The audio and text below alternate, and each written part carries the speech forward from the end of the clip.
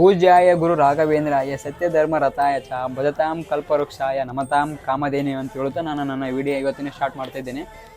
ಇವತ್ತಿನ ವಿಡಿಯೋ ಬಂದ್ಬಿಟ್ಟು ರಾಘವೇಂದ್ರ ಸ್ವಾಮಿಗಳದ 2ನೇ ಪವಾಡದ ಬಗ್ಗೆ ನಾನು ಮಾತಾಡ್ತಿದ್ದೇನೆ. ಇವತ್ತು ನಮ್ಮ ರಾಘವೇಂದ್ರ ಸ್ವಾಮಿಗಳು ಚಿಕ್ಕ ವಯಸ್ಸಿನಿಂದ ನಮ್ಮ ಇವರು ಮಠದಲ್ಲಿ ಬೆಳೆದಿದ್ದ ಶಿಕ್ಷಣ ಎಲ್ಲ ಮಠದಲ್ಲಿ ನಮ್ಮ ರಾಘವೇಂದ್ರ ಸ್ವಾಮಿಗಳ ಮೊದಲ ಗುರುಗಳು ಬಂದ್ಬಿಟ್ಟು ಸುಬೇಂದ್ರ ತೀರ್ಥರ ಆಶ್ರಮದಲ್ಲಿ ನಮ್ಮ ರಾಘವೇಂದ್ರ ಸ್ವಾಮಿಗಳು ಎಲ್ಲ ಶಿಕ್ಷಣ ಎಲ್ಲ ಮುಗಿಸಿದ್ದು. ನಮ್ಮ ರಾಘವೇಂದ್ರ ಸ್ವಾಮಿಗಳು 27ನೇ ವಯಸ್ಸಿಗೆ ಮಠದ ಪೀಠಾಧೀಶನಾಗಿ ನಮ್ಮ ಸುಬೇಂದ್ರ ತೀರ್ಥರು ಮಾಡುತ್ತಾರೆ. ಆದರೆ ಹೆಂಡತಿಗೆ ಗೊತ್ತಿರುವುದಿಲ್ಲ.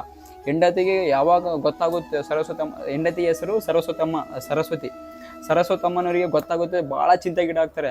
ರಾಘವೇಂದ್ರ ಸ್ವಾಮಿಗಳು ಮಠದ ಪೀಠಾಧೀಶನಾಗಿ ಮಾಡಿದಾಗ ಭಾಳ ಸನ್ಯಾಸತ್ವ ಕೊಟ್ಟಾಗ ಸುಬೇಂದ್ರ ತೀರ್ಥರು ಭಾಳ ಚಿಂತೆಗೀಡಾಗ್ತಾರೆ, ದುಃಖವೀಡಾಗ್ತಾರೆ. ಚಿಂತೆ ಮಾಡಿ ಮನೆಯ ಹಿಂದೆ ಬಾವಿ ಇರುತ್ತದೆ. ಮನೆಯ ಹಿಂದೆ ಬಾವಿಗೆ ಹೋಗಿ ಆರಿ ಪ್ರಾಣತ್ಯಾಗ ಮಾಡಿಬಿಡ್ತಾರೆ. ಸರಸ್ವತಮ್ಮನವರು ಪ್ರಾಣತ್ಯಾಗ ಮಾಡಿದ ಮೇಲೆ ನಮ್ಮ ರಾಘವೇಂದ್ರ ಸ್ವಾಮಿಗಳು ಮಠದ ಪೀಠಾಧೀಶನಾಗಿ ಸನ್ಯಾಸ ಆಗಿಬಿಟ್ಟಿರ್ತಾರೆ. ಅವರೇ ಆದ ಮೇಲೆ ನಮ್ಮ ಸರಸ್ವತಮ್ಮನವರು ಪಿಚಾಚ ಜನ್ಮ ತಾಳಿ ರಾಘವೇಂದ್ರ ಸ್ವಾಮಿಗಳ ಹತ್ತಿರ ಬರುತ್ತಾರೆ. ರಾಘವೇಂದ್ರ ಸ್ವಾಮಿಗಳ ಹತ್ತಿರ ಬಂದು ರಾಘವೇಂದ್ರ ಸ್ವಾಮಿ ದಿವ್ಯ ಶಕ್ತಿಯಿಂದ ಕಂಡಿಡ್ತಾರೆ, ಇವರು ನನ್ನ ಮಡಿದಿ ಪಿಚಾಚಿ ಆಗಿದ್ದಾಳೆ ಅಂತಂತಂದು ತಮ್ಮ ಕಮಂಡಲವನ್ನು ಆಕೆಯ ಮೇಲೆ ಪ್ರೋಷಿಸುತ್ತಾರೆ.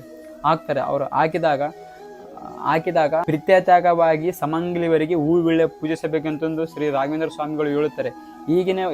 ಇವಾಗ ಆದರೂ ಕೂಡ ತಮ್ಮ ರಾಘವೇಂದ್ರ ಸ್ವಾಮಿಗಳ ವಂಶದವರು ಪೂಜಿಸುತ್ತಾ ಬಂದಿದ್ದಾರೆ. ಇವಾಗಲೂ ಕೂಡ ಪೂಜಿಸ್ತಾ ಇದ್ದಾರೆ. ಇದು ರಾಘವೇಂದ್ರ ಸ್ವಾಮಿಗಳ 2ನೇ ಪವಾಡದ ವಿಡಿಯೋ. ಮುಂದಿನ 3ನೇ ಪವಾಡದ ವಿಡಿಯೋ ವಿಡಿಯೋದಲ್ಲಿ ಹಾಕ್ತೀನಿ. ಪ್ರತಿಯೊಬ್ಬರು ಕಾಮೆಂಟಲ್ಲಿ ಶ್ರೀ ಗುರು ಪರಿಮಳಾಚಾರ್ಯರ ನಮ ಅಂತೇಳಿ ಕಮೆಂಟ್ ಮಾಡಿದೆ. ಯಾಕಂದರೆ ಶ್ರೀ ರಾಘವೇಂದ್ರ ಸ್ವಾಮಿಗಳು ಪರಿಮಳಾಚಾರ್ಯರು ಅಂದರೆ ರಾಘವೇಂದ್ರ ಸ್ವಾಮಿಗಳು ಇಷ್ಟ. ಅದರಿಂದ ಓಂ ಶ್ರೀ ಗುರು ಪರಿಮಳಾಚಾರ್ಯರ ನಮ ಅಂತೇಳಿ ಕಮೆಂಟ್ ಮಾಡಿ ಅಂತ ಹೇಳುತ್ತಾ ನಾನು ನನ್ನ ವಿಡಿಯೋನ ಮುಗಿಸ್ತಿದ್ದೀನಿ. ಎಲ್ಲರೂ ಸಬ್ಸ್ಕ್ರೈಬ್ ಮಾಡಿ, ಶೇರ್ ಮಾಡಿ, ಲೈಕ್ ಮಾಡಿ, ಕಮೆಂಟ್ ಮಾಡಿ. ಎಲ್ಲರೂ ಓಂ ಶ್ರೀ ಗುರು ಪರಿಮಳಾಚಾರ್ಯರ ನಮಃ.